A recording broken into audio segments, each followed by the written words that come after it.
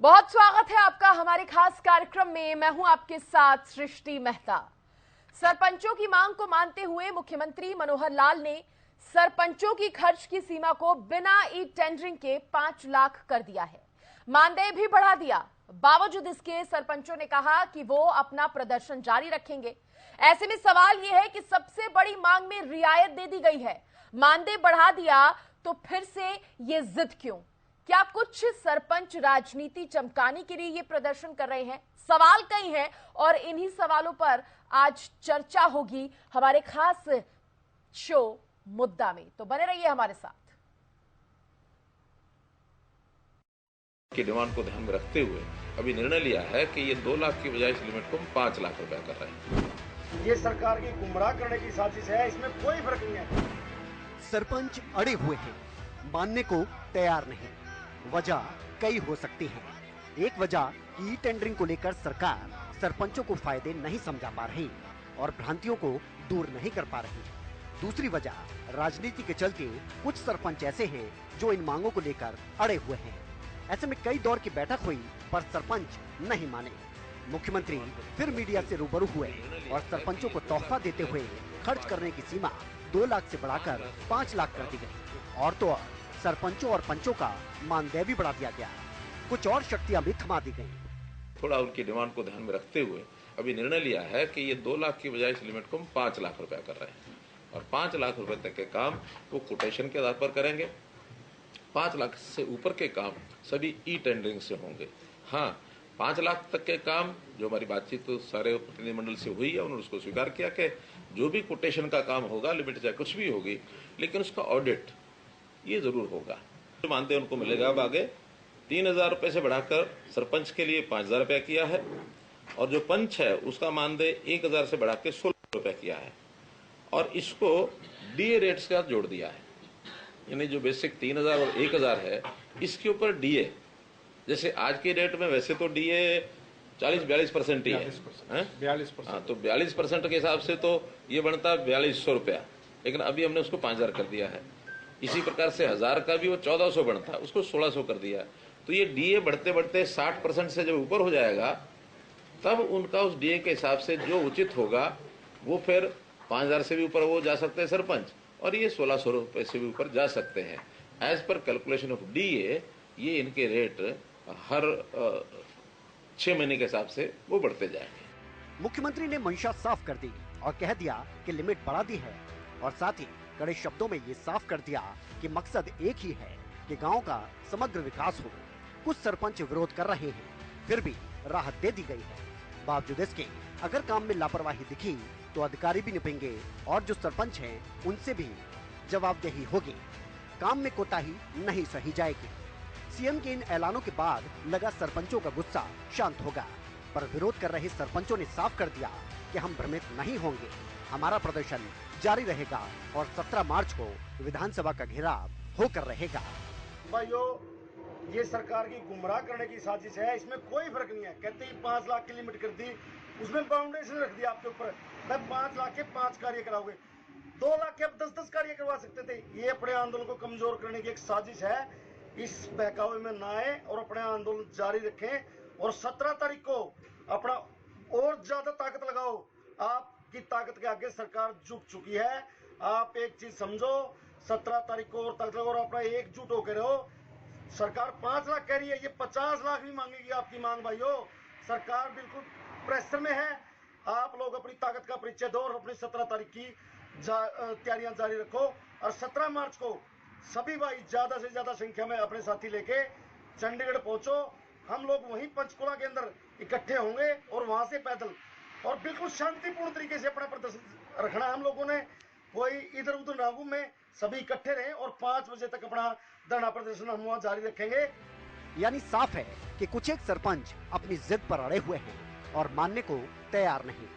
मनाने की कोशिशें हुई, लेकिन कुछ सरपंच हैं जो अड़े हैं तो अड़े हैं। इसके बाद लगता है कि जो राहत सरकार की तरफ से दी जानी थी वो दे दी गई। आगे शायद कुछ और ना मिले, लेकिन सरपंचों के प्रदर्शन की ये लड़ाई अब किस ओर जाती है ये तो वक्त के साथ ही साफ हो पाएगा। Bureau report, Haryana news.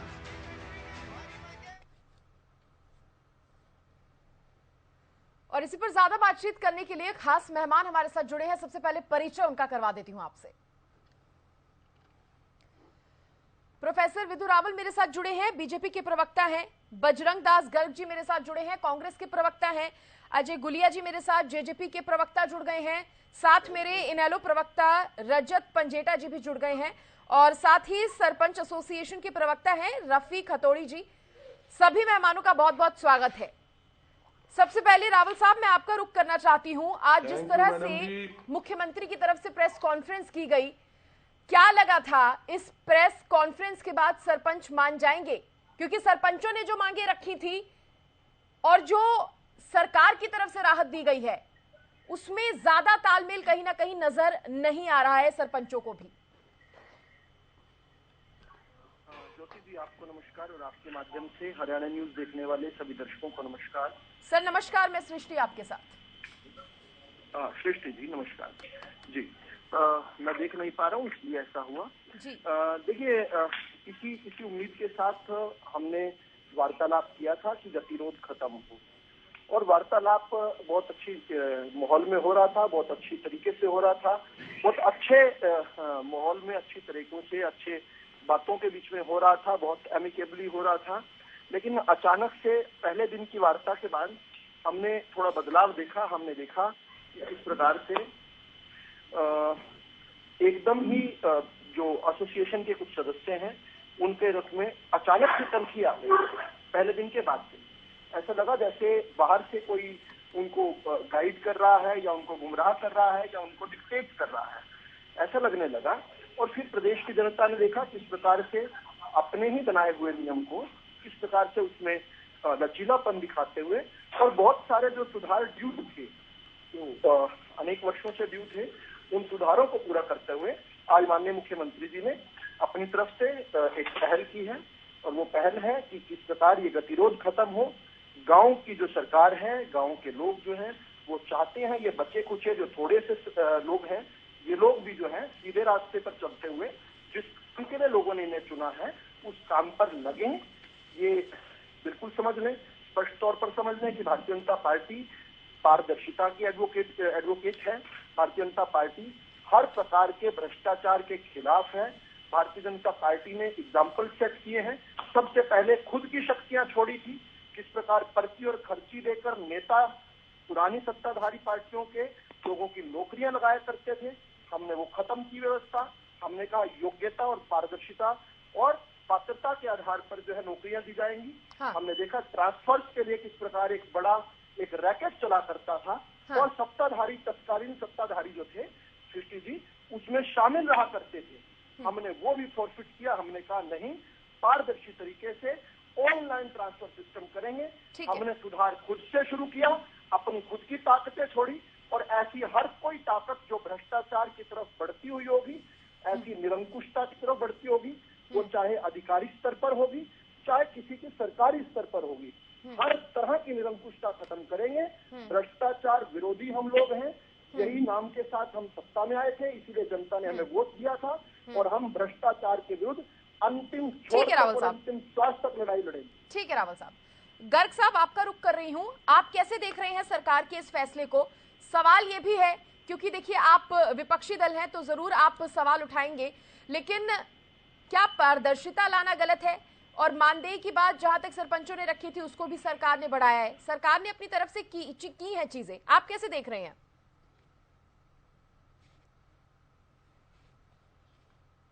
Garg साहब से संपर्क शायद यहां पर टूट गया है, दोबारा हम संपर्क साधने की कोशिश करेंगे। रजत पंजेटा जी, सेम सवाल मेरा आपसे है। देखिए सृष्टि जी, बात ऐसी है कि सवाल तो सरकार से कई बनते हैं। पहला सवाल तो सरकार से यही बनता है कि जब 20 लाख की लिमिट पहले थी उसे घटा के 2 लाख क्यों किया गया? अपने आप जो मर्जी इसको बहुत बड़ा कदम कर लिया, हमने 3 लाख रुपए और बढ़ा दिए। तो अगर आपको 5 लाख की लिमिट करनी है तो क्यों ना 5 लाख तक के काम सरकार खुद करा ले, 5 लाख के ऊपर सरपंच करा लेंगे। एक साल इसको देखिए करके, अगले साल सरपंच 5 लाख तक के करा लेंगे, उसके बाद आप करा लेना। तो देखिए, अगर आप सरपंचों के बारे में ये शब्द यूज करेंगे कि हमने पारदर्शिता लेके आई, हमने करप्शन के ऊपर लगाम लगाई, बोलना बहुत आसान है कि पर्ची खर्ची की सरकार होती थी, तो अब तो अटैचियां चल रही हैं। HPSC में आपने देख ही लिया किस तरह 350 लाख रुपया मिला। उसके बाद आपने 29 बार हरियाणा में पेपर लीक हो चुके हैं, अन्य अन्य बहुत घोटाले हो चुके हैं सरकार के अंदर। तो 3 लाख करोड़ का कर्ज ऐसे ही थोड़ी ना चला गया, यही के टेंडरिंग के जरिए दिए होंगे कंट्रैक्ट, तभी तो 3 लाख का करोड़ का कर्ज चढ़ गया हरियाणा के ऊपर। दूसरों के ऊपर बोलना आसान है। सबसे बड़ा सवाल का ये जवाब दे सरकार, पहले तो आपने 20 के आपको 30 करने चाहिए थे, आप बजट आपको बढ़ाना चाहिए हर चीज में। पहले तो उनका 20 से 2 लाख क्यों किया? दूसरा HSR का रेट, सबसे बड़ा सवाल। HSR का रेट, सरपंच अगर कुछ काम कराएगा उसके लिए अलग है, ठेकेदार काम कराएगा उसके लिए अलग है। चाहे वोटर लॉक टाइल है चाहे कुछ और है, 200 से 300% का फर्क है। क्यों जनता की गाड़ी खून पसीने का कमाई क्यों भी ठेकेदार को ज्यादा दे दी? आप कहीं बड़े बहुत गंभीर विषय। अब ई टेंडरिंग के जरिए ये बात करते हैं, ई टेंडरिंग के जरिए ये कहते हैं भी पारदर्शिता है, फूल प्रूफ है, सारा कुछ है। फिर एक के बाद एक हरियाणा में निगमों में घोटाले क्यों हो रहे? 100-200 रुपए के नहीं, 100 करोड़ 200 करोड़ के, 50 करोड़ के। गुड़गांव नगर निगम में ले लो, भिवानी में ले लो, पानीपत में ले लो, कैसे भ्रष्टाचार फैला हुआ। ये कहते हैं पारदर्शिता, इसके अंदर पारदर्शिता फुल प्रूफ होता तो भ्रष्टाचार होता ही ना। और दूसरा, इन्फ्लेटेड बजट बनाया जाता है। मतलब कोई काम अगर काम हुआ भी नहीं है, उसके वाउचर काट दिए, वो सोन बोर्डों में काम दिखा दिया। जनता का जो उसका सैलरी का पैसा है जनरल फंड से, उसको पेमेंट दे दी गई। 1-2 जगह तो ऐसा भी हुआ है कि एंटी करप्शन वालों ने उसको ब्लैकलिस्ट किया है, उसके बाद 31 करोड़ की पेमेंट दे दी उस ठेकेदार को। तो ये पैसा जो है, ये जनता का पैसा किस तरह ई टेंडरिंग के जरिए बहाया जा रहा है। और ये तो सड़कों का हाल ये है कि विभिन्न चैनल्स पे हम देखते हैं, ये तो मीडिया का हम धन्यवाद करते हैं कि सारा का सारा हरियाणा जब कवर करते हैं, तो स्टेट हाईवेज का, गांव की सड़कों का ये ई टेंडरिंग के जरिए ये 2-2 महीने में सड़कें, 1-1 महीने में सड़कें उखड़ रही हैं, गड्ढे पड़ जाते हैं दोबारा। क्या घटिया माल ये यूज कर रहे हैं? यहाँ कोई ये कहते हैं पारदर्शिता, तो कहीं ना कहीं रजत जी आप ये भी कह रहे हैं कि पारदर्शिता लाने की बात हो रही है, लेकिन वो पारदर्शिता इससे भी आएगी नहीं। ठीक है, नहीं देती, कहीं है ही नहीं, अखबारों में सुर्खियां बनती है। HSR के रेट के बारे में पूछिए। ठीक है, लौटूंगी सर आपके पास, लौटूंगी। मैं अजय गुलिया जी का रुख करना चाहूंगी, सहयोगी पार्टी है। अजय गुलिया जी, आप क्या कहेंगे सरकार के इस फैसले पर? देखिए सृष्टि जी, हमने तो पहले भी कहा था कि सरकार बिल्कुल भी अडेबंट नहीं है, और दुष्यंत जी तो इस सोच के साथ राजनीति करते हैं कि राजनीति में सभी की भागीदारी होनी चाहिए, चाहे वो महिला हो, चाहे हरियाणा प्रदेश की छोटी पंचायत जो गांव ने चुन करके भेजी है। तो दुष्यंत जी की और जननायक जनता पार्टी की सोच तो पहले दिन से थी कि सभी की इसके अंदर भागीदारी होनी चाहिए। और हमने तो ये सुनिश्चित करने का, और आपके टीवी चैनल पर चर्चा के दौरान कई बार ये भी कहा कि बीच का रास्ता सरकार जरूर निकालेगी, और अपने सरपंच भाइयों से, वो भी हमारे हरियाणा प्रदेश के ही लोग हैं और वो अपना डेमोक्रेटिक राइट को अवेल कर रहे हैं, उनके साथ बैठ करके चर्चा करेंगे और बीच का रास्ता निकालेंगे। सरकार ने अपनी तरफ से प्रयास किया है, और बहुत से लोगों ने, मैं अगर टू बी वेरी प्रिसाइज आपको बताऊं तो लगभग आप ये मान करके चले कि 5400 कुछ पंचायतों ने अपने प्रस्ताव भी पारित करे हैं, अपने गांव में काम भी कराए। ठीक है, तो जो लोग पारित नहीं कर रहे हैं, जो इस लोग इससे सहमत नहीं है, उनसे सरकार और अगले दौर की बातचीत भी करेगी। हम किसी को पक्ष और विपक्ष नहीं मानते। जब एक चीज सृष्टि जी मैं कहना चाहूंगा कि authority comes with lots of responsibility. जब हरियाणा प्रदेश के लोगों ने हमें सीटें देकर के सत्ता में बैठने का मौका दिया है, तो हरियाणा प्रदेश के लोगों के प्रति जवाबदेही और दायित्व भी हमारा ही बनता है। हाँ। उनसे दूसरे दौर की, तीसरे दौर की और बातचीत करेंगे और एक आम सहमति बनाने का प्रयास भी करेंगे। तो सरकार की क्या गुलिया जी, मैं आपकी बातों से ये मानूं कि आज जो प्रेस कॉन्फ्रेंस सीएम की तरफ से की गई, कहीं ना कहीं आप भी उससे संतुष्ट नहीं है पूरी तरीके से, और आप कह रहे हैं आगे और बातचीत होनी चाहिए? नहीं, देखिए मैं एक चीज मानता हूँ कि जब दो पक्षों में एक पक्ष सहमत नहीं है तो बातचीत की गुंजाइश तो फिर भी है। ठीक है, अगर कोई पक्ष कुछ भी, देखिए अगर चाहे 10% लोग भी असहमत हैं तो सरकार का दायित्व तो बनता है उनसे बातचीत करने का, और सरकार करेगी। चाहे इसके अंदर कोई ये कहे कि विपक्ष के लोग, हाँ विपक्ष के भी लोग हैं वो, और मैं पॉलिटिकली मोटिवेटेड है, मैं मानता हूँ इस बात को, लेकिन अगर कोई पॉलिटिकली मोटिवेटेड भी है, किसी दूसरे दल का है, दूसरे पक्ष का है, सरकार उससे भी बात करेगी। क्योंकि अब एक नई सोच के साथ हरियाणा प्रदेश की सरकार काम कर रही है, वो जो पार्टियों से ऊपर उठ करके हरियाणा हित को सर्वप्रथम मान करके काम करने वाली सरकार आज हरियाणा प्रदेश के अंदर है। ठीक है, गर्ग साहब,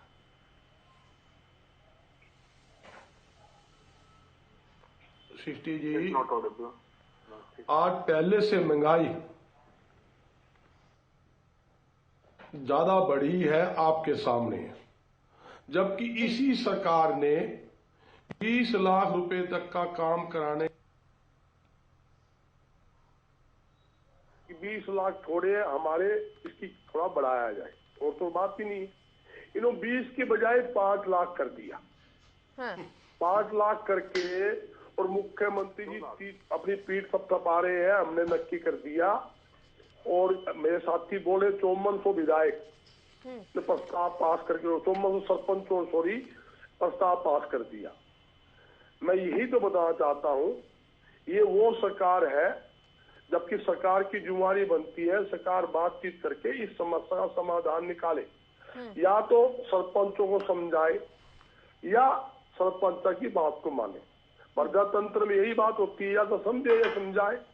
ये तो समझाने के बजाय लाठी डंडे के जोर पर हरेक को आंकड़े में लग रही है। जिस प्रकार विधायक चुने जाते हैं, जिस प्रकार जनता द्वारा लोकसभा सांसद चुने जाते तो की ना सरकार ने भी नहीं, बातचीत की तो कहाँ पूरी हुई। हाँ। एक बार मुख्यमंत्री ने बातचीत की, 2 दिन बिठाए रखा। हाँ। उसके बावजूद दूसरी दिन बातचीत नहीं की, मुख्यमंत्री निकल गए। कल बुलाया कि मुख्यमंत्री जी बातचीत करेंगे। हाँ। जो सरपंचों ने बताया, आपके चैनल के ऊपर भी टीवी डिबेट पे बताया था कि हमें बुलाया गया, मुख्यमंत्री से बातचीत होगी। हाँ। और मुख्यमंत्री से बातचीत नहीं हुई। उन्होंने कहा जो मुख्यमंत्री जी पहले जो बात फैसला किया था उस पे राइट आप मानते हो तो मुख्यमंत्री जी आपकी मीटिंग होगी, नहीं तो भाई फैसला वही रहेगा। तो फैसला ही वही रहना है जो मुख्यमंत्री जी ने आज बयान दिया है, हमने ये छूट दे दी, ये रियायतें दे दी। ये बात तो मुख्यमंत्री जी पहले कह चुके, सरपंचों को मीटिंग में फैसला सुना चुके, हम ये करेंगे। वही घोषणा आज मुख्यमंत्री ने की है, जिससे सरपंच उस दिन भी संतुष्ट नहीं थे, आज भी संतुष्ट नहीं है। एक मुख्यमंत्री जी क्या कहते हैं, पहले गांवों में सरपंचों का राज था, ये मैं पंचायतों का राज लाया हूँ, सरपंचों का राज नहीं, पंचायतों का राज रहेगा। मैं यही पूछना चाहता हूँ, पर सरपंच, पंच, पंचायत, ग्रामवासी अलग अलग है क्या? हाँ। ये एक साजिश फूट घेरने की कोशिश है कि किस तरह आपका भाईचारा खराब हो। एक मंत्री बबली जी क्या कहता है कि सरपंच नहीं मानेंगे तो पंचों को उनका अधिकार दे दिया जाएगा। हाँ। कभी के मंत्री कहता है कि सरपंच तो बेईमान है, और सरपंच बेईमान है, मंत्री कौन से ईमानदारी की क्या गारंटी है, या क्या गारंटी सरकार के अधिकारी जो पंचायत का काम कराने वाले वीडियो। आप ये कह रहे हैं कि ये जो ई टेंडरिंग पॉलिसी जो सरकार लेकर आई है वो नहीं लेकर आनी चाहिए थी, कहीं ना कहीं ये गलत है, भले ही पारदर्शिता की बात क्यों ना कर रही हो सरकार, यही कह रहे हैं आप? बिल्कुल गलत। मैं ये कह रहा हूँ, मैं रफीक जी का, सरकार ने खुद 20 लाख रुपए का दूसरी बात ही है जो आपने पारदर्शी की बात की है, पारदर्शी तो आपने देख लिया, ई टेंडरिंग के माध्यम से टेंडर हुआ, फरीदाबाद में 200 करोड़ टेंडर भी कर दिया, बिल भी बन गया, फर्जी पेमेंट भी होगी, एक कीट नहीं लगी, वहां कैसे घोटाला हो गया।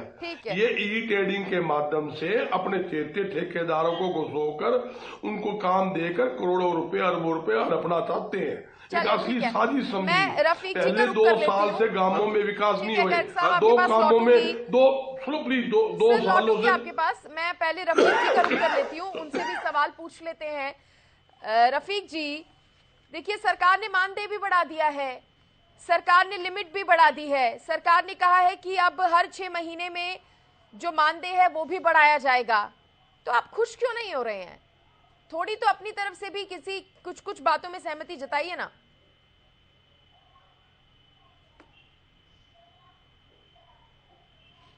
रफीक हथौड़ी जी, आवाज मिल रही है आपको? रफीक जी से संपर्क टूट गया है। मैं यहां पर रुक करना चाहूंगी। विदु रावल जी, आपका देखिए सवाल यहां पर विपक्ष ये भी पूछ रहा है कि सरपंच के लिए अलग रेट क्यों, ठेकेदार के लिए अलग रेट क्यों? एक तो ये सवाल पूछा गया। सवाल ये भी है कि लिमिट कम क्यों की गई है? लिमिट तो बढ़ानी चाहिए थी, इतनी ज्यादा जो गैप आ रहा है उसके पीछे वजह क्या है? दोनों सवालों पर जवाब दे दीजिए। लिमिट किस चीज की कम की गई है? हाँ, मैं बड़ा हैरान था जब मैं सुन रहा था, मेरे कानों को विश्वास नहीं हुआ। क्या ये पॉलिटिकल पार्टियां जो ऐसा कह रही थी, क्या ये प्रदेश पर सत्ता पर काबिज होना चाहती हैं? इतनी बौद्धिक शून्यता। अरे भाई, लिमिट काम करवाने की कम नहीं की है। इमरजेंसी फंड एक बनाया गया है, ये इमरजेंसी फंड है। ये जो 2 लाख 5 लाख है, इससे काम करवाने की बात नहीं, काम तो ई टेंडरिंग से होना है। लेकिन तुरंत के तुरंत अगर कोई काम इमरजेंसी में करवाना पड़े, ये वो वाला फंड है। विकास का काम तो आप 20 लाख नहीं, 50 लाख नहीं, 5 करोड़ का करवाइए, खूब करवाइए। एक बीच में मत बोलिए अरे भाई इतनी वाहियात बातें मैं सुनूं। एक मिनट सृष्टि जी, ये बजरंग जी कम है क्या? आप टोक रहे हैं।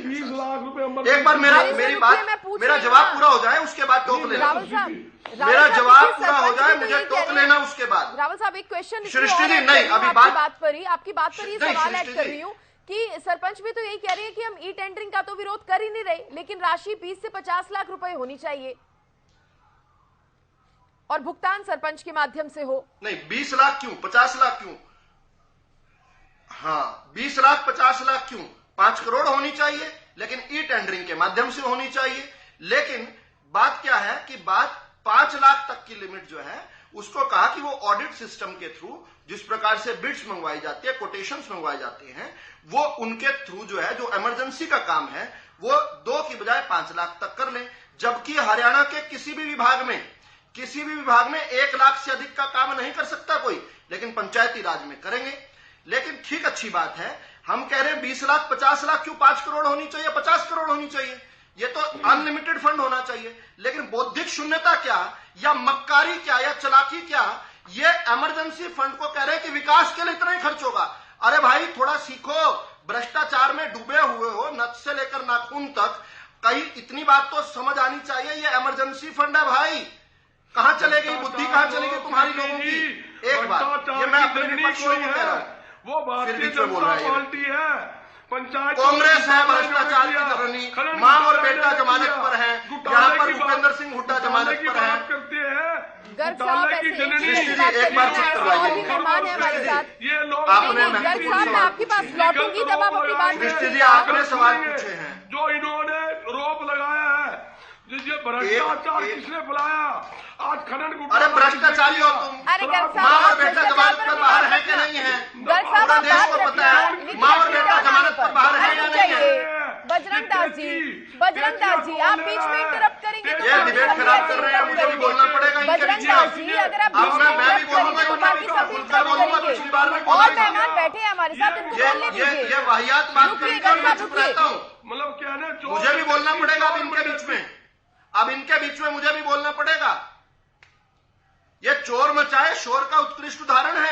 किस प्रकार कांग्रेस और इंडियन नेशनल लोकदल यहाँ पर चिल्ला रही है, ये प्रूवन गिल्टी है, कोर्टों ने इनको सजा दी हुई है, रावल साहब, इमरजेंसी फंड आप इसे जमानत पर है, क्योंकि जमानत पर भ्रष्टाचार के लोग हैं। रफीक हथौड़ी जी से बात मेरी नहीं हो पाई थी, फोन डिस्कनेक्ट हो गया था, तो उनका भी पहले एक ओपनिंग कमेंट ले लेते हैं, उसके बाद मैं चर्चा को कंटिन्यू करूंगी। मैं एक बार ओपनिंग कमेंट ले लूं। मेरी बात तो अभी शुरू हुई थी सृष्टि जी। गर्ग साहब रुक जाइए ना, अपनी बात रखे। अरे गर्ग साहब, अरे गर्ग साहब क्या कर रहे हैं? गलत नहीं बोल रहा हूँ, ठीक बोल रहा हूँ, जो तुम हो वही बोल रहा हूँ। तुम लोग चोर हो, चोरों को चोर बोलना कोई गलत नहीं है। कल ही मुझ पर मानहानि का दावा, रुक जाइए, देखिए आप इसे कांग्रेस बीजेपी की फाइट मत बनाइए। तुम्हें नकार दिया है, इसे कांग्रेस बीजेपी की। सर प्लीज मैं रिक्वेस्ट कर रही हूँ, सर आप तो मान जाइए, इसमें जरूरत ही नहीं थी।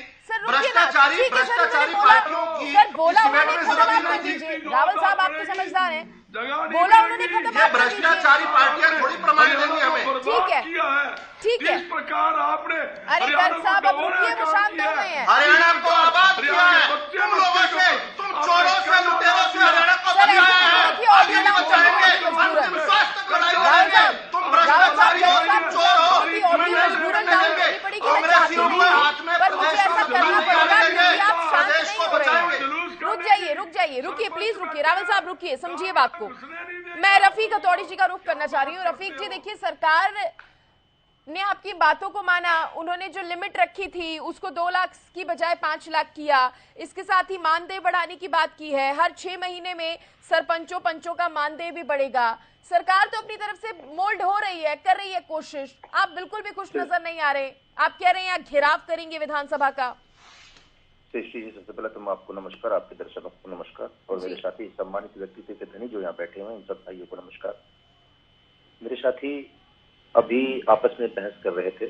सबसे पहले तो मैं एक बात बता देना चाहता हूँ कि हम तो राजनीतिक वाले लोग नहीं हैं, हम ग्रामीण देहात से ताल्लुक रखने वाले लोग हैं। और मैं तो आपसे भी विनती करता हूँ कि आप इसको डिबेट को राजनीति का अखाड़ा ना बने। इतनी असभ्यता के साथ में बहस होना, बातें होना, ये चीजें नहीं है कि हम सरकार का पैगाम बांटते हैं गांव के अंदर, उस गली से नुक्कड़ से ताल्लुक रखते हैं ग्रामीण देहात के लोग। मेरे साथी कह रहे थे कि बेईमान वगैरह पता नहीं क्या क्या कह रहे थे, कल भी मेरे साथी ने ये बात कही। तो एक बात कहता हूँ, ग्रामीण देहात के लोग हैं, आज देहात के अंदर बेरोजगारी सर चढ़कर बोल रही है, प्रदेश के अंदर बेरोजगारी सर चढ़कर बोल रही है। बाकी जब ग्रामीण देहात के लोगों ने अपने सरपंचों को चुनकर भेजा है तो इसलिए भेजा है कि आप जब सरपंच बनकर आओगे, गांव के अंदर काम होंगे, गांव के अंदर रास्तों के काम होंगे, गांव के अंदर सौंदर्यीकरण के काम होंगे, गांव के अंदर गली नाली के काम होंगे, गांव के तालाब का सुधार होगा, गांव के अंदर पार्क डेवलपमेंट होगी, तो आप हमें रोजगार देने का काम करेंगे। सबसे पहली बात, ई ट्रेंडिंग का विरोध पहले भी ई ट्रेंडिंग थी। एजेंसी B&R द्वारा गांव के अंदर आज भी काम हो रहे हैं। जो काम सरकार की ई ट्रेंडिंग द्वारा हुए हैं उन कामों को उठाकर देख लो। उसी टर्म्स के अंदर जो सरपंच ने कार्य कराए हैं उन कामों को उठाकर देखो। धरातल पे सब कुछ मौजूद है, कुछ उड़ नहीं गया हवा में, सारे गाँव के अंदर मौजूद है। वो जज्जर व्यवस्था के अंदर है जो टेंडिंग द्वारा हुआ था, जो सरपंच ने बनाया था, वो कुर्सी डाल करके सरपंच बैठ करके इस तरीके से कार्य कराता है जैसे अपने घर का कार्य कराता है। सालों वो बिल्डिंग चलती है, सालों वो रास्ता चलता है। ये जो टेंडिंग द्वारा कार्य होता है इसकी कोच मामला नहीं। व्यापारी लोग आते हैं, व्यापार करके चले जाते हैं। ठेका प्रथा आती है, ठेकेदार पैसा कमाते हैं, मार्जिन निकालते हैं, जेब में रखते हैं, निकल जाते हैं। हालात ये हैं कि भ्रष्टाचार की बात कर रहे थे, भ्रष्टाचार भारतीय जनता पार्टी के, मैं धरातल की बात बता रहा हूँ, मैं धरातल की बात बता रहा हूँ। इतना भ्रष्टाचार भारतीय जनता पार्टी के अंदर है, मैंने नहीं देखा पिछली सरकारों में इतना भ्रष्टाचार। आज हालात ये है कि थाने के अंदर जाओगे, गलत बात नहीं सुनेंगे, राजनीतिक बात सर मैं धरातल की बात बता रहा हूँ। मेरे सम्मानित साथी, मेरे मैं बता रहा हूँ आपके लिए, धरातल आपको ज्यादा नहीं पता। धरातल हम बता रहे हैं। 5400 सरपंचों ने प्रस्ताव दे दिया आपके मना करने के बावजूद। आप रोज टीवी पर आकर कहते थे एक भी प्रस्ताव मत देना। 5400 सरपंचों ने दे दिया, 5400 सरपंचों ने दे दिया। 4000 सरपंचों का आप मुकदमा दर्ज करते हो सर, 4000 सरपंचों का आप मुकदमा दर्ज करते हो सर, 4000 सरपंचों में मुकदमा दर्ज करते हो, 5500 आपको प्रस्ताव दे देते हैं सर। 4000 सरपंच नहीं है, झूठ कह रहे हैं, फिर से झूठ कह रहे हैं। 4000 सरपंच नहीं है, नाम बताओ 4000 के लिस्ट जारी करो, 4000 सरपंचों की, 4000 सरपंचों की लिस्ट जारी करो। झूठ बोलकर नहीं बच सकते। हरियाणा न्यूज है ये, हरियाणा न्यूज में झूठ नहीं चलता है। द्वारा बताइए, यही बता रहा हूँ सर। मेरी बात देखो, इस तरीके से दबाने से सर, इस तरीके से दबाने से देहात के लोग नहीं दबने वाले सर। और आप जो हमें ललकार रहे हो सर, आप इस तरीके से ललकार रहे हो जो हमें, आप ललकार रहे हो, आपकी ललकार का हम स्वागत करते हैं, आपकी ललकार का सम्मान करते हैं, आपकी ललकार का स्वागत करते हैं, और इस ललकार का जवाब हम तुम्हें आने पर देंगे। क्यों लग रहा है ये ललकार है? आपकी ये ललकार है, इस तरीके से भाषा का प्रयोग कर रहे हैं। रावल साहब रुकिए, रावल साहब, आप प्रवक्ता है सर बीजेपी के, सुनिए, सरपंच अपनी बात रख रहे हैं, आप नहीं सुनेंगे तो कौन सुनेगा?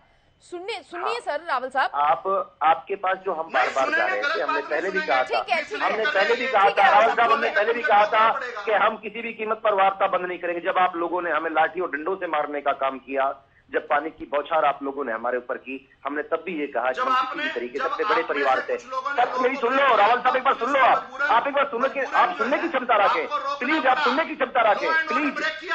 मैं बोला आपके बीच में, मैंने बोला, मैंने आपकी बात में बोला सर, मैं बोला आपके बीच में, मेरे सम्मानित व्यक्तित्व के धनी सर, तजुर्बेकार व्यक्तित्व के धनी, मैं आपके बीच में बोला सर प्लीज, आप ज्यादा तजुर्बा रखते होगे, इसमें कोई नो डाउट, कोई बात नहीं इस तरीके की। हमारे लिए तो यही बहुत बड़े सौभाग्य की बात है राहुल साहब कि आज हम टीवी पे बात कर रहे हैं सर। आप जैसे लोग, बड़ी ताकतें, बड़ी हस्तियां, बड़े नेता टीवी पे बैठते हैं सर, हम ग्रामीण जी। रफीक जी, संपर्क शायद टूट गया है। रजत पंजेटा जी, मैं आपसे जानना चाहूंगी, देखिए सवाल यहाँ पर ये भी जी जवाब ले लीजिए। नहीं सृष्टि जी, मेरी बात पूरी नहीं हुई थी। सृष्टि जी, मेरी बात पूरी नहीं हुई थी, मेरी बात पूरी करवा दीजिए, इसके बाद अगले जाइए। मुझे गर्ग साहब ने टोक दिया था। रावल साहब, मेरी बात तो सुनिए। गर्ग साहब ने मुझे टोक दिया था, बात कर रहा था, मेरी बात पूरी कर लीजिए। आपने सवाल पूछे थे, उत्तर तो ले लीजिए। रावल साहब सुन तो लीजिए मैं क्या कह रही हूँ। आपने सवाल पूछे थे, उत्तर तो ले लीजिए। अरे सुन तो लीजिए मैं क्या कह रही हूँ। सुन तो लीजिए, मैं ये बोल रही हूँ कि रफीक जी का संपर्क टूटा है, एक बार वो फिर से जुड़ जाएंगे, तब आप अपनी ये बात रखेंगे तो और बेहतर होगा। हाँ, तो तब तक मेरी बात पूरी कर लीजिए ना, तब तक मेरी बात पूरी करवा दीजिए। चलिए बोलिए, आप रखिए अपनी बात। आपने कुछ महत्वपूर्ण सवाल पूछे थे और उसमें रफीक जी के भी सवाल आ गए। देखिए, पहली बात, ये कुर्सी डालकर काम करवाने की जो प्रथा है, ये मेरी मनपसंद का ठेकेदार होगा तभी क्यों करूंगा। जो ई टेंडरिंग के माध्यम से सबसे कम बिड लगाकर ठेकेदारी करने आएगा, उसके सामने कुर्सी लगाने से कौन रोकता है। ये मतलब चलाकी वाली बातें नहीं चल सकती हैं। मतलब मैं अपनी मौसी का छोरे को अगर ठेका दुगने तिगने रेट में दे दूं, तब तो मैं कुर्सी डालकर वहां बैठ जाऊंगा। लेकिन अगर मैं एक ओपन बिड के अंदर कम पैसों में सबसे कम बिड लगाने वाले एक पारदर्शी तरीके से कोई ठेका लेकर आएगा, जिसका एनओसी मुझे देना है, सरपंच होने के नाते मैं दूंगा एनओसी, मेरे कहने पर यह काम हो रहा है, विकास हो रहा है। लेकिन अब मैं कुर्सी डालकर नहीं बैठूंगा। तो कुर्सी डालकर क्यों बैठना था भाई रफीक जी? मेरे परिवार ने लगातार 5 बार सरपंची किया बहुत बड़े गांव में। आज भी मेरे परिवार से संबंधित लोग ही सरपंच है मेरे गांव के। मैं आपसे स्पष्ट तौर पर एक बात कहना चाहता हूं कि भाई हम इस बात को समझे, झूठ की खेती हो रही है। अभी कहा एक व्यक्ति ने कि 4000 सरपंचों पर केस दर्ज कर दिए। मैं स्वागत करूंगा उस व्यक्ति का, अगर वो हरियाणा न्यूज पर आकर 4000 लोगों की लिस्ट जारी करे। 4000 ऐसे लोग, ऐसे केसेस हुए, कई तो मल्टीपल लोग हैं जिन्होंने लो ब्रेक किया था। वो सभी सरपंच नहीं है, 1000 भी नहीं मिलेंगे, 500 भी नहीं मिलेंगे। तीसरी बात, बार बार टीवी चैनल पर आकर और हरियाणा न्यूज पर आकर इन लोगों ने अपील की थी कि कोई भी सरपंच भाई कोई भी जो है प्रस्ताव मत डाले। इनकी अपील को ठुकराते हुए 6217 में से 5400 के करीब सरपंचों ने किस प्रकार से प्रस्ताव डालकर इनको नकार दिया। उसके बावजूद भी इनकी बात सुनी जानी चाहिए। ये जो थोड़े से लोग हैं इनकी भी बात सुनेंगे, लेकिन ये राजनीतिक बात मत करें। अब मेरी अंतिम बात ये है सृष्टि जी, अंतिम बात है मेरी ये कि इन्होंने ई टेंडरिंग पर दोनों विपक्षी प्रवक्ताओं ने सवाल खड़े किए। मेरी अंतिम सवाल ये इनसे है, अगर ई टेंडरिंग ना होती तो जो आपने भ्रष्टाचार के इक्का दुक्का जो उदाहरण दिए, तो क्या वो नहीं होते? क्या ई टेंडरिंग के कारण ये भ्रष्टाचार, और ये भ्रष्टाचार हमने पकड़ा है, खुद पकड़ा है। ई टेंडरिंग है तभी ब्लैकलिस्ट हो सकते हैं। ई टेंडरिंग खत्म कर दोगे कोई ब्लैकलिस्ट नहीं होगा। आप वही चीज कर रहे हो, गुमराह न करो जनता को, जनता सब समझती है। ठीक है रावल साहब, इस बात का भी जवाब दे देना। दूसरा सवाल ये भी देखिए, जिस तरह से रावल साहब कह रहे हैं 6200 में से 5400 के तो प्रस्ताव आने भी शुरू हो गए हैं सरपंचों के, तो यानी कि आधे से ज्यादा तो काम पर लौट गए हैं। पंजेटा जी, मैडम ओपन वोटिंग करा लीजिए, पक्ष में कितने ई टेंडरिंग के और खिलाफ कितने, ओपन वोटिंग करा लीजिए सभी सरपंचों की, किसी को कुछ बताने की जरूरत नहीं है। कल ही करवा लीजिए। प्रस्ताव पास हुए कितने तरफ, आप कल ही करा लीजिए कि कौन पक्ष में है कौन विरोध में है, ओपन वोटिंग करा लीजिए। ये भी जनता के इलेक्टेड मेंबर्स हैं, ये भी जनता के चुने हुए प्रतिनिधि हैं, वही शपथ ये लेते हैं जो जनप्रतिनिधि देता है। पहली बात तो हमें तो ज्यादा बोलने की जरूरत नहीं है, ये कोई किसी के उकसाए हुए नहीं है। ये बड़ा आसान होता है हर बात पे बोल देना कि विपक्ष राजनीति कर रहा है, विपक्ष राजनीति कर रहा है। अगर आपने इतनी समझ, मुझे भी है, कैसे वो जेई से एसडीओ लेवल, एक्सीएल लेवल, कैसे एससी लेवल तक जाएंगे, क्या क्या लिमिट है, कितने करोड़ तक का काम हो सकता है। आप जनता को गुमराह करने की कोशिश ना करिए। आप ये बौद्धिक शून्यता, अपनी बौद्धिक शून्यता देखिए। सियाणा हरियाणा में किया है, सियाणा पड़ा क्या खाया करे सबनू पता, ठीक है ना। आप ये मुझे बोलने की जरूरत नहीं है, अपने आप को ज्यादा बुद्धिमान मत समझिए यार, और सरपंचों को, हरियाणा की जनता को बेवकूफ मत समझिए। आपने नॉर्मल जो पंचायत के कार्य हैं, पहले 20 लाख तक की अनुमति दी थी, ये इमरजेंसी फंड में किसी और को जाना, पहले 20 लाख तक की थी, आपको उसे 50 लाख करना चाहिए था। आपने पहले घटा के 2 लाख किया, आपसे गलत कह रहे हैं ये गलत कह रहे हैं, झूठ बोल रहे हैं। पहले पिटोगे, सृष्टि जी रोकिए इनको, पिटोगे 3 लाख, सृष्टि जी रोकिए इनको, ठीक है, रोकूंगी सर, पिटोगे फिर 3 लाख बढ़ाओगे, सृष्टि जी सर उन्हें रोकिए बोलने दीजिए, आप करेक्ट झूठ बोल रहे हैं, ये कोरा झूठ बोल रहे हैं। ना बोलने दीजिए। आज तो आपके बीच में नहीं होना, नहीं, कोरा झूठ चला जाएगा, जनता के सामने कोरा झूठ बोल रहे हैं, सफेद झूठ बोल रहे हैं।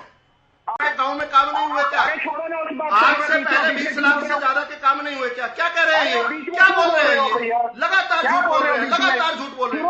अरे कितना झूठ बोलोगे? आगे वाली उस पे हो गई शुरू। अब आप सुनो, HSR के रेट में फर्क क्यों है ये बताओ। HSR के रेट में फर्क क्यों है? ठेकेदार के अलग रेट क्यों है और सरपंचों के अलग रेट क्यों है?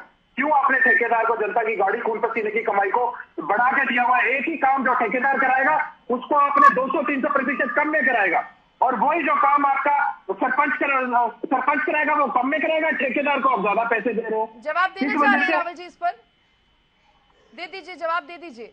मैं जवाब दे देता हूं, देखिए ये बड़ी खूबसूरत सवाल है, इस सवाल का उत्तर जरूर मिलना चाहिए, क्योंकि ये यही भ्रम फैलाते हैं। टीवी पर कम से कम इसका उत्तर चला जाएगा। देखिए, इस पर आज भी मुख्यमंत्री जी ने संज्ञान लिया है और बात की है। अब इसकी थोड़ी सी डिटेल्स को समझिए। क्या होता है कि जब जो हम ठेकेदार वाला रेट जिसको ये कह रहे हैं, वो जब डीसी रेट हम रखते हैं, उसके ऊपर बिडिंग होती है, उस पर बिडिंग होती है, ओपन बिडिंग होती है। उसमें बहुत सारे मामलों में आमतौर पर माइनस में जाकर ठेकेदार जो है उसको लेता है काम को।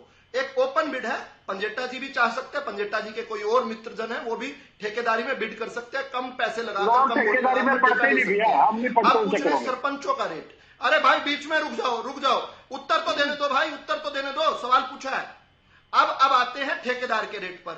अब ठेकेदार वाला रेट है जिस पर उसको कोटेशन लेनी है, वो इसलिए कम होना जरूरी है क्योंकि डीसी रेट जो है उसमें तो बिडिंग सिस्टम है, कम बिड पर जो ले लेगा तो उसको मिल जाएगा। लेकिन ठेकेदारी में तो कोटेशन लेनी है, तो उस कोटेशन के तहत अगर उसको हायर रेट पर रख देंगे तो स्वाभाविक सी बात है उससे कम की तो कोई कोटेशन आएगी नहीं। तो इसलिए जो है इस बात को, लेकिन ये लोग चालाक हैं, ये हरियाणा की जो जनता है इनको समझ चुकी है कि सीट है। आज तक किसी मक्कारी से चलते थे, हरियाणा की जनता समझ गई है, समझ गई है। अरे सरपंच क्यों करेगा कम रेट? सरपंच को कोटेशन लेनी है, सरपंच को बिडिंग करानी है, सरपंच को बोली नहीं लगवानी है। अरे भाई बोली नहीं लगवानी सरपंच को कोटेशन लेनी है। आज तो सरपंच के प्रतिनिधि थे, उन्होंने कह दिया भाजपा में जितना भ्रष्टाचार हुआ है उतना कभी भी नहीं हुआ। तो अभी तो 3 लाख करोड़ का कर्जा है। आपकी बोली बोलने वाले लोग हैं, वो थोड़े से लोग जो आपकी बोली बोल रहे हैं वही यहाँ पर भ्रष्टाचारी पार्टियों में समर्थक जो हैं, वही लोग आपके कहने पर तो मैं भी तो यही शब्द कह रहा हूँ।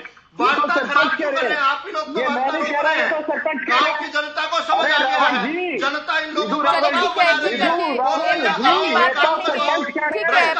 भ्रष्टाचार जनता बर्दाश्त करेगी, ना भाजपा बर्दाश्त करेगी। ये सरपंच कह रहे हैं, विदु रावल जी, ये सरपंच कह रहे हैं, मैं नहीं कह रहा। ओके। अरे सरपंचों को जनता ने साफ कहा है कि हम जो है हमारे साथ रफीक हथौड़ी जी जुड़े हुए हैं। अब उनसे थोड़े जवाब और ले लेते हैं क्योंकि फोन भी बार बार डिस्कनेक्ट उनका हो रहा था। लेकिन उससे पहले मैं गर्ग साहब का रुख कर लेती हूँ, बहुत देर से कुछ कहना चाह रहे थे। गर्ग साहब, पॉलिटिकल मोटिवेटेड भी है क्या? कहीं बार बार कहा जा रहा है सरपंचों को भड़काने का प्रयास हो रहा है। सृष्टि जी, सरपंच कोई बालक नहीं है, कोई भोले नहीं है, जनता के चुने हुए प्रतिनिधि है। ये वो लोग हैं जो पूरे गांव का विकास करने के साथ साथ भाईचारा कायम करने में इनकी अहम भूमिका है। जो खापे होती गांवों के अंदर, खापों का और पंचायतों का फैसला तो सुप्रीम कोर्ट तक भी मानते हैं भी हाँ इनका फैसला पंचायती फैसला है, पंचायतें सर माथे होती है। ये वो लोग हैं। ये सरपंच जो होता है वो गांव के पंचों को लेकर, गांव की जो जनता को साथ लेकर गांवों के विकास कार्य करवाता है और मिलजुल कर सब विकास कार्य करते हैं। मैं कहना चाहता हूं, अगर सरपंच कोई विकास कार्य कराता है, कोई भी व्यक्ति, आम नागरिक, मान लो गलत काम हो रहा हो, हल्की सीमेंट लग रही हो या 2 नंबर की ईंट लग रही है, नाली गलत बन रही है, सड़क गलत बन रही है, फौरन गांव का आदमी सरपंच करो, भाई क्या करवा रहे तुम, रोक इसको। सरपंच फौरन काम को रुकवाएगा। तो ये भाईचारे की बात है। मैं यही बताना चाहता हूँ, 2 साल से ज्यादा हो गए गांवों में पंचायत नहीं थी, पंचायत चुनाव नहीं हुए। इसके कारण भी गांवों में विकास कार्य नहीं हुए। सड़कें टूटी पड़ी, नाली टूटी पड़ी, सफाई व्यवस्था बिल्कुल शर्माई गई है। मगर हाँ, मैं सरकार की एक बात का सही मानता हूँ। सरकार ने कहा भी करोड़ों रुपए हमने विकास के लिए लगाए, गांवों में लगाए। ये हकीकत बात भी है, करोड़ों रुपए उन्होंने कागजों में लगाकर बहुत मोटा घोटाला किया है। सबसे पहले 2 साल से कागजों में केवल सोनिया और सोनिया का बेटा लगाता है, इसलिए जमानत पर बाहर है। पता लग जाता, सोनिया और सोनिया का बेटा कागजों में लगाया करते थे, इसलिए जमानत पर बाहर है। घोटालेबाज यहाँ पर आकर प्रमाण पत्र मत दे, घोटालेबाज आकर प्रमाण पत्र मत दे हमें। सारी दुनिया घोटालेबाज सोनिया गांधी और उनके बेटे जो है जमानत पर बाहर है। यहाँ पर भूपेंद्र सिंह हुड्डा भी जमानत पर बाहर है। समय में बोलने से जमानत पर बाहर लोग आकर यहाँ पर भ्रष्टाचार के विरुद्ध हमारे मुहिम में खड़े हो, हमारे खिलाफ खड़े हैं, भ्रष्टाचार के खिलाफ लड़ाई है। और आप लोग भ्रष्टाचारी हैं, आप लोगों को किस प्रकार से मलाई खाने से रोक दिया हमने, और आज आप यहाँ पर चीखा कर रहे हैं अपने चंद सपोर्टर्स के साथ चीखा कर रहे हैं। बहुत लोग खामोश बैठे हैं, इनसे सवाल नहीं ले पा रही थी। मैं गुलिया साहब का रुख करना चाह रही हूँ। अजय गुलिया जी, देखिए बार बार ये बात भी सामने आ रही है, बार बार ये बात उठ रही है कि स्थानीय लोगों का भी भरोसा ठेकेदारों से ज्यादा सरपंच पर होता है। क्या अब सरकार का भरोसा उठ गया है सरपंचों पे से,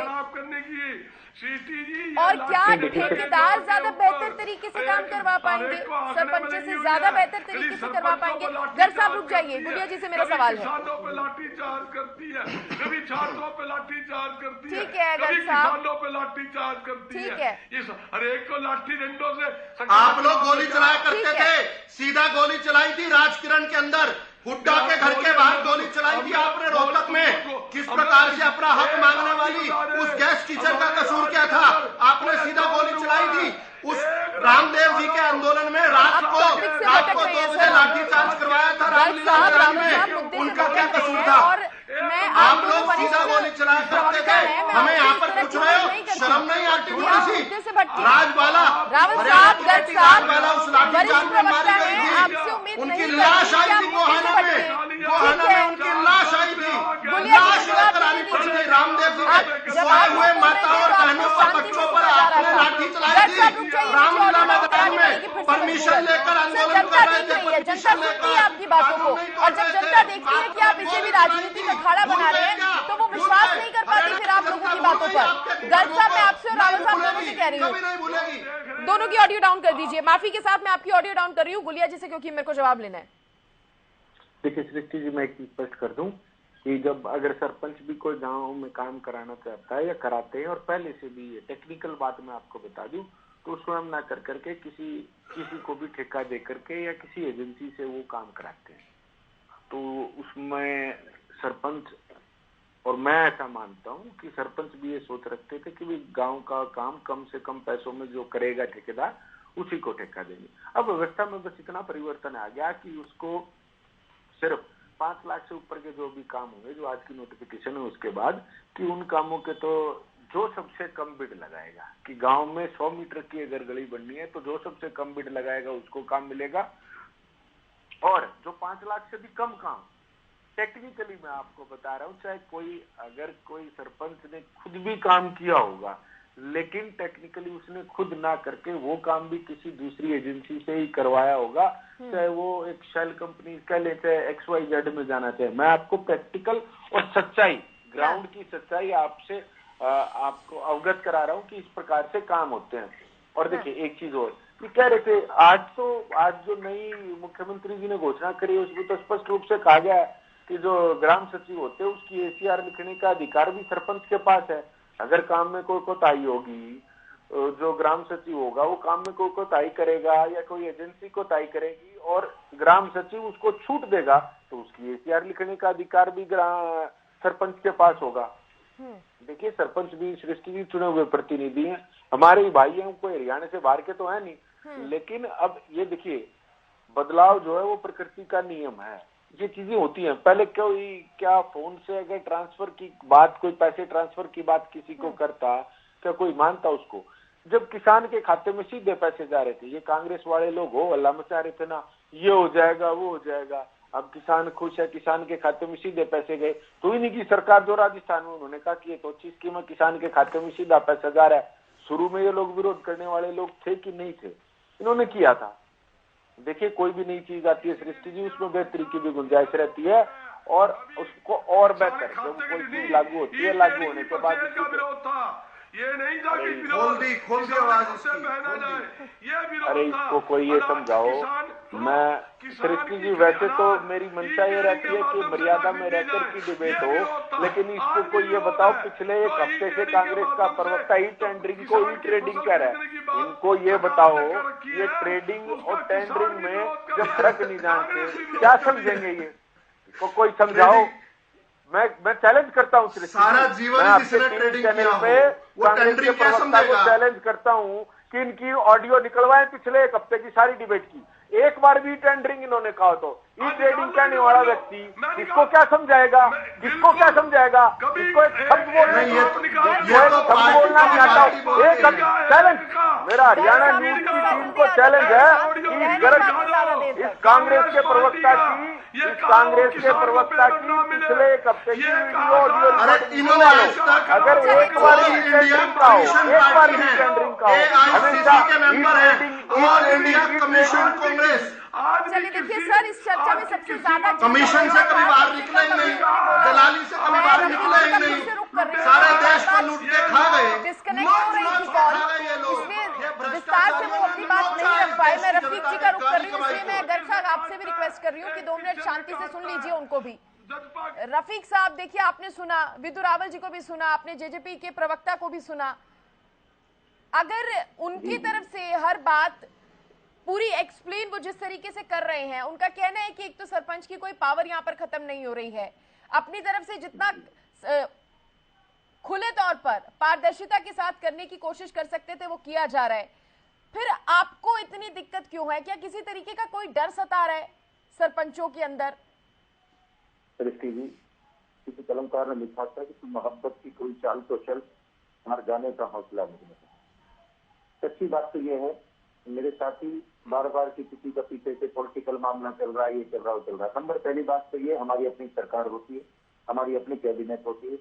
हम जब सरपंची का चुनाव लड़ते हैं, हमारे साथी मेंबरान साहिबान थे, हम भली बात ही जानते हैं, हमने कुछ नहीं मांगा। हम सरकार से हमने केंद्र सरकार के दिए हुए पंचायती राज व्यवस्था के दिए हुए जो हमारे अधिकार हैं, हम तो उनको मांग रहे हैं और सभी तरीके से बड़े निवेदन करके हमने मांगा। आदरणीय मुख्यमंत्री जी, मान्यवर, आप हमें हमारे केंद्र सरकार ने दिए हुए जो हमारे 29 अधिकार है, सिर्फ कौन से अधिकार है जो आपको लग रहा है कि छीने जा रहे हैं? आप देखो, संविधान के 73वें संशोधन अभियान की सूची के अंदर, चाहे कृषि की बात हो, चाहे भविष्य सुधार की बात हो, लघु सिंचाई की बात हो, पशुपालन डेयरी की बात हो, मछली पालन की बात हो, सामाजिक न्याय की बात हो, रबी उत्पादन की बात हो, गावी ग्रामीण स्कीम की बात हो, ग्रामीण आवास व्यवस्था की बात हो, पेयजल पीने के पानी की बात हो, ईंधन और पशु चारों की व्यवस्था की बात हो, सड़क पुलिया पुल रजवाड़ों की बात हो, जो भी 29 अधिकार है, आज धरातल पे कुछ नहीं है।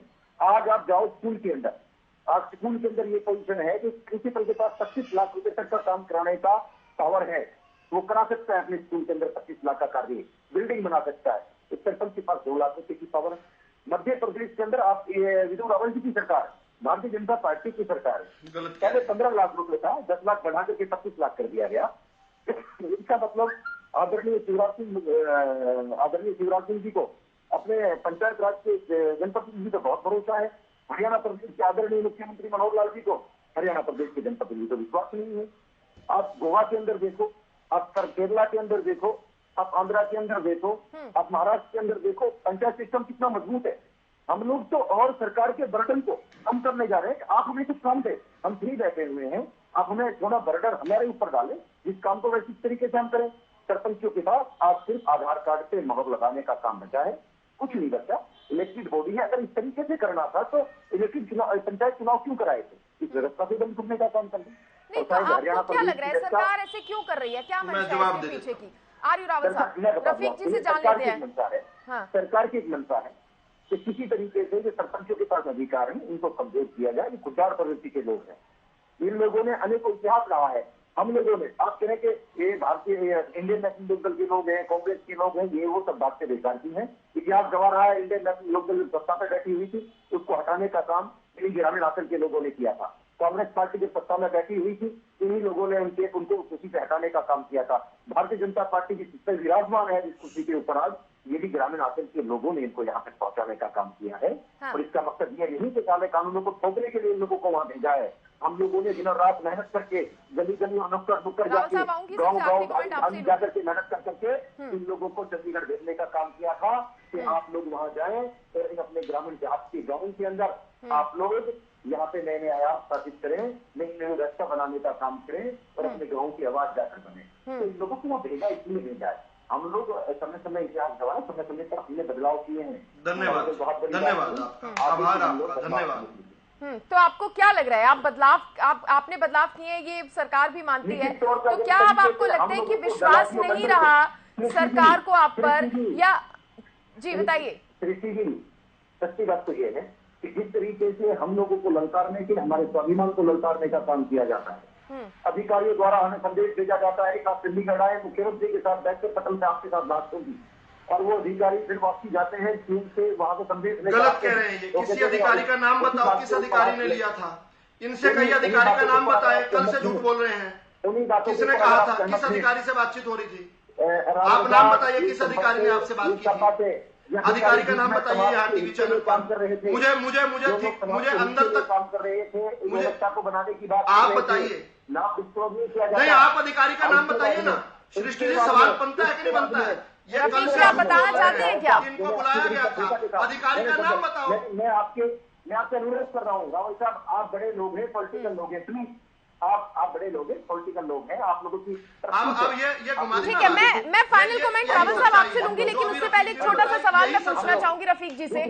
रफीक जी, फिर अब आपकी आगे की रणनीति क्या रहने वाली है, क्योंकि अभी तक जो भी चर्चा हुई है या सरपंचों की तरफ से जो भी बयान आ रहे हैं, लग नहीं रहा कि आप जल्दी मानेंगे। निश्चित तौर पर हमारी जो मांगे थी, ये बातें आदरणीय मुख्यमंत्री जी ने हमसे टेबल पर बैठक हुई थी, इन बातों पर हम विचार कर लेते हैं और आप इसके बारे में कोई विचार करके मुझे बताने का काम करें। हमने कहा कि निश्चित तौर पर इस 5 लाख से गांव का विकास नहीं होगा।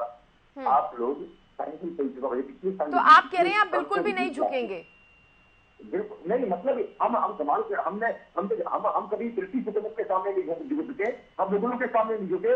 बाबर को हमने आंखों में आंख डाल के बात करने का काम किया था। हम ग्रामीण जात के लोग कभी झुके हुए लोग हैं। हम अपने स्वाभिमान की जैसी जान भी दे देते हैं और अपने सम्मान की रक्षा के लिए हम कोई भी कुर्बानी देने के लिए तैयार रहते हैं। हम उस जहाज से ताल्लुक रखते हैं, हम उस जमीन से ताल्लुक रखते हैं। कृषि जी, हम झुकने वाले लोग नहीं है। हम लोग गांधीवादी तरीके से लेकिन इससे काम भी तो प्रभावित होगा ना रफीक जी, क्या काम प्रभावित नहीं होगा? मैं बहुत अच्छा सवाल किया आपने, कृषि की बहुत अच्छा सवाल किया आपने। पिछले 2 साल पंचायत प्रतिनिधि के चुनाव नहीं हुए, 2 साल तक अधिकारियों के पास में पावरें थी, अधिकारियों से किसने जवाब लिया? पूरा भ्रष्टाचार किया है, श्रम सीमा पर भ्रष्टाचार हुआ है। उन लोगों ने पंचायतों के अंदर जो फंड पड़ा पिछले क्रम के सरपंच छोड़कर गए थे, आज इन पंचायतों के अंदर 1 रुपए बैलेंस नहीं है, सबको निकाल दिया और वो आकर देखे धरातल पर कहाँ काम हुआ है। अधिकारियों से जवाब लेकर देखें, अधिकारियों से जवाब लेकर देखें। चलिए ठीक है, मैं रावल साहब से फाइनल यहाँ पर कमेंट लेना चाह रही हूँ। सर, कब शब्दों में अपनी बात रखिएगा क्योंकि टाइम कम है। फाइनल कमेंट आपका। और अब देखिए सरपंचों ने साफ कर दिया, उनका आंदोलन इसी तरह से जारी रहेगा। जो है बहुत सारे सवाल अनकहे रह जाते हैं। अभी इन्होंने बहुत सारी चीजें कही। सबसे पहले तो मैं इनका स्वागत करूंगा और इनको याद दिलाऊंगा, इन्होंने भाजपा को इसलिए ही चुना था ताकि हम भ्रष्टाचार के विरुद्ध पुरजोर लड़ाई लड़े। बिल्कुल, इन्होंने बिल्कुल ठीक चुना था। एक बात। दूसरी बात जो है, पूरे ग्रामीण अंचल की ठेकेदारी रफीक जी ना ले, सरपंचों की भी ना ले, क्योंकि 5% भी सरपंच इनके साथ नहीं है, पहली बात। दूसरी बात जो है, इन्होंने एक और बात कही कि इनके अधिकार छीने गए। जब इनका चुनाव हो रहा था उससे पहले ये नोटिफिकेशन 1 साल पहले आप तो बीच में नहीं बोलते थे, आप तो सभ्य व्यक्ति थे, आप तो सभ्य व्यक्ति थे। सरपंच नहीं है। अच्छा, तो अब इनके चुनाव से पहले रावल साहब जल्दी से अपनी बात पूरी कर लीजिए सर, समय ज्यादा नहीं है। उस कानून के तहत इन्होंने चुनाव लड़ा। चलिए, बहुत शुक्रिया, क्योंकि समय इससे ज्यादा की इजाजत नहीं दे रहा। माफी के साथ आप सबको रोक रही हूँ। तो देखिए, आपने सरकार को भी सुना, विपक्ष को भी सुना और सरपंच एसोसिएशन की आवाज को भी सुना। लग नहीं रहा कि अभी जल्द ही यह मामला सुलझ पाएगा, क्योंकि सरपंचों का यही कहना है कि जो मांगे उन्होंने रखी थी, सरकार ने उन बातों को ध्यान में रखते हुए, उन मांगों को ध्यान में रखते हुए अपना फैसला नहीं सुनाया है। तो आगे की क्या रणनीति रहती है सरपंचों की, ये देखने वाली बात होगी। फिलहाल इसी के साथ चर्चा में आज के लिए इतना ही। नमस्कार। निर्णय लिया है कि ये 2 लाख की बजाय इस लिमिट को 5 लाख रुपया कर रहे हैं। ये सरकार की गुमराह करने की साजिश है, इसमें कोई फर्क नहीं है।